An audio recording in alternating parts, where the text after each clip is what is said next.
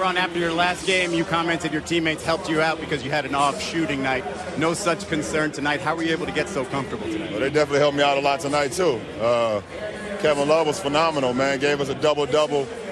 The all-star that we know and that we've grown to love, and he was wonderful, man. This is a complete team effort.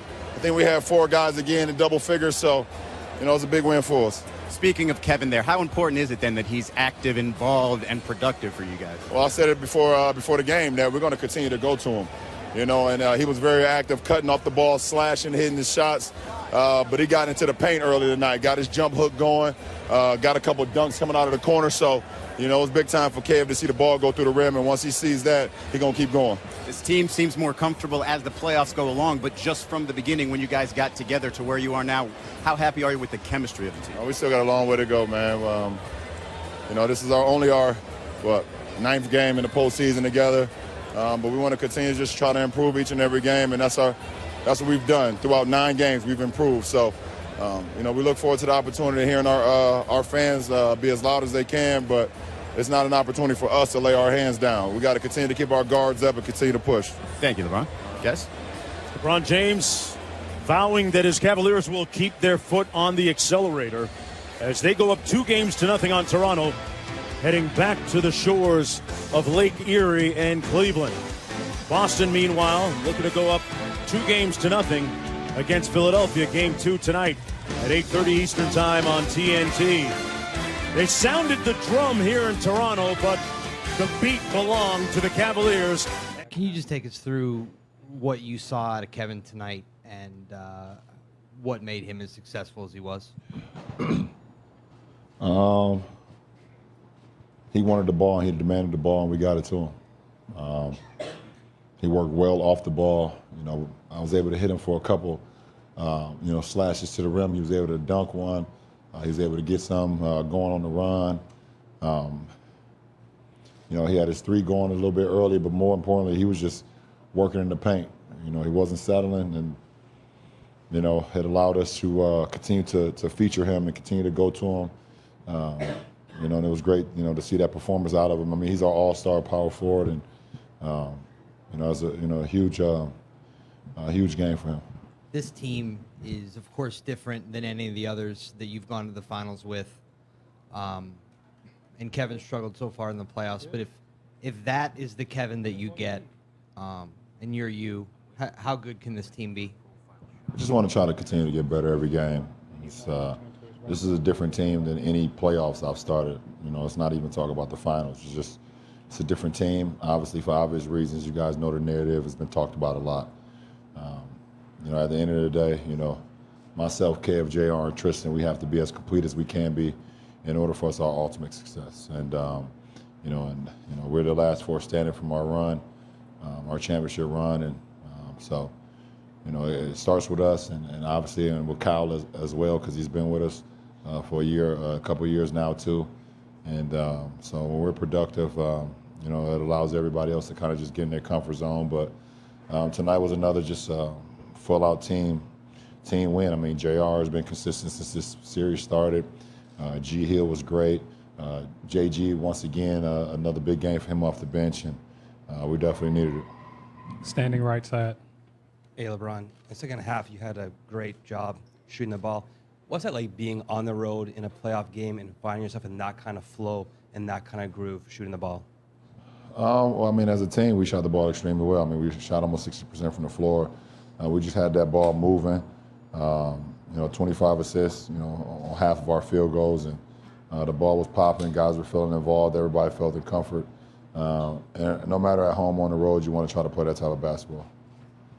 Left side, Jason. When you say that he demanded the ball, you said something similar to that his first year here when he was trying to find his way, and I think you said that with Chris in Miami. Do you want those guys to show? Are you waiting for them to show that type of assertion? I mean, we know what they're capable of. Kev or CB. I mean, it's 2 predominant all-stars, 2 of the best power forwards I've played with, obviously. So, but it's just a demeanor about them. They're both, kind of just like.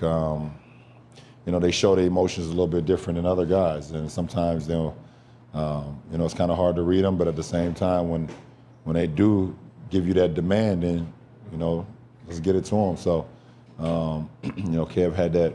He had that look in his face today, like he wanted the ball more and more and more. And then when they, started going small in the third quarter, they put, a smaller guy on him. I called sets to just get it right to him and let him work, the same as we did in game one as well. Real quick on a totally different subject. Kevin said at shoot-around today, you sort of called your shot with the turnaround right and the turnaround left that you knew you were going to get. How did you know you were going to get that mismatch? How did you know that was coming? Which one? He said you did the fadeaway right over the right and then the fadeaway left. Just watching film, understanding my defenders, understanding what they're trying to catch, and for me, just being able to have counters, to whatever my defense try to put at me. So I gave him a little insight of my mind, and I showed him tonight as well. Down the line, Steve. Steve Ashburn, NBA.com. When you are on a stretch like you were there with those fadeaway jump shots, do you have a sense, or how much of a sense do you have that it's tough for the other team? I mean, it's not just the points; it's the way you're scoring those, and they seem like improbable shots, and they're dropping. Well, I pretty much know that a scouting report on me is going to be to dare me to shoot jump shots, keep me out of the paint, not allow me to go to the free throw line. So over the course of my career, I'll just try to put a lot of work into other facets of the game to try to, neutralize that game plan. I worked extremely hard on my jump shot, and in a few years after my first year in Miami, I started to work on my post game and ways I can score in the post and be just very efficient. And tonight was just a byproduct of that. They kind of laid off me a lot, and I was able to make some shots, some jump shots, and I felt good, going into the stretch of the game. And then, in the post, being able to just, read and react to defense and be able to trust what I've been working on, it helps out a lot. Back left. Sir, you with the microphone. It's Dan Rounds with SB Nation, just over here. You've played this Raptors team now. This is the third year in a row you've played them.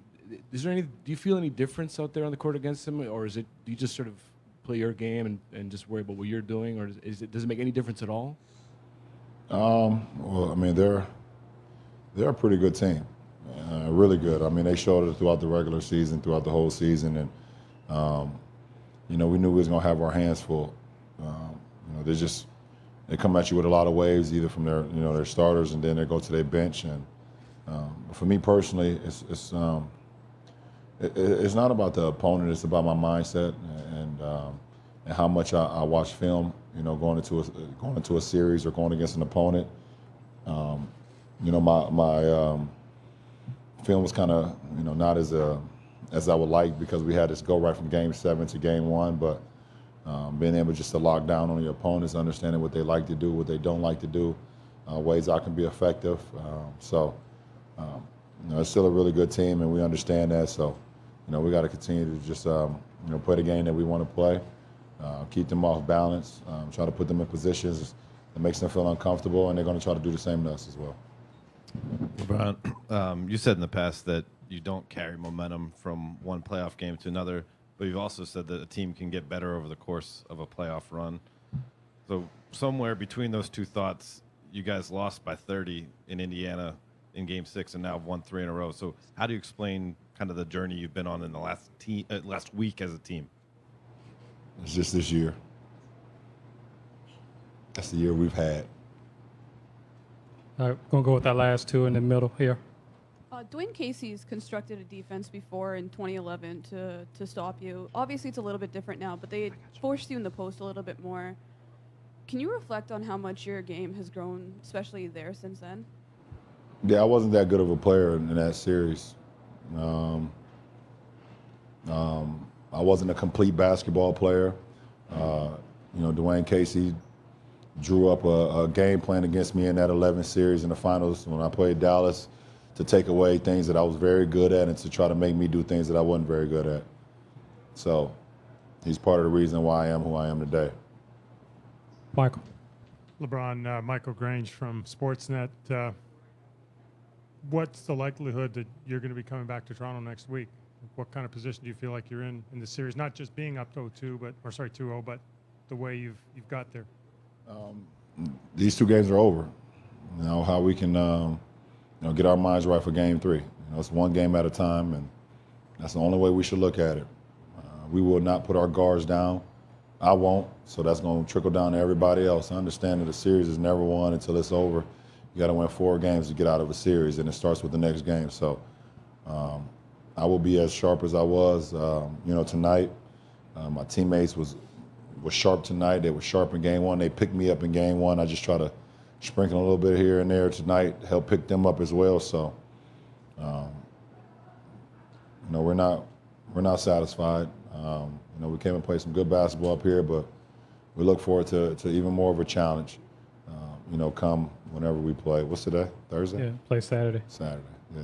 All right. Appreciate it. Rachel wants one. Rachel. Okay, Rach. Well, first I wanted to let you, if you had any personal feelings on JR or Tristan, I think now's a good time to let them out.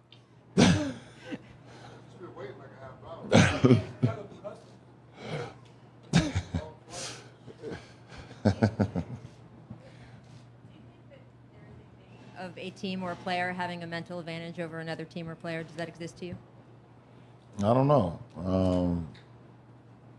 I have no idea. For me and for our ball club, no matter who we're going against, we just try to be as great as we can be. No matter if it's the Indiana Pacers or the Toronto Raptors or whatever team we've played in the last 4 years, we just try to go out and just play as well as we can be. And our coaching staff has given us a great game plan. So I don't know. You guys can have that narrative on how you guys feel about that, a mental edge or whatever case may be. But for me personally, my mental edge is how I prepare myself every night, how I go about the game plan, trying to not make mistakes. And if I do make mistakes, making sure I don't do it again to compound that mistake. So, that's it, Rach. Thanks, Brian. That's it.